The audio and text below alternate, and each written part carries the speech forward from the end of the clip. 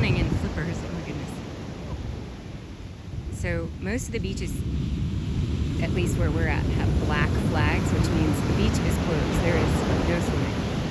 Today it's a red flag, which Very dangerous. still High muy level warnings. peligroso. And these guys, lifeguards, which, you know, you want them to be good swimmers, so they're out training.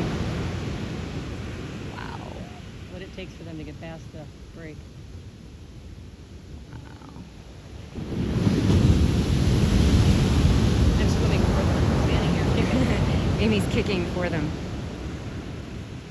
Gives you a real good idea of how big those waves are. All Oh, right, they finally just made like it. that, they got out. Boy, that didn't take them long at all.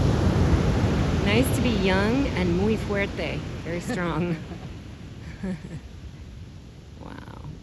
Now they're just hanging out. Perfecto.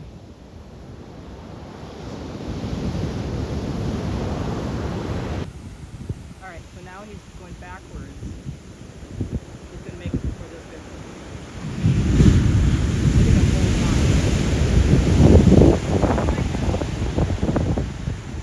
whole line.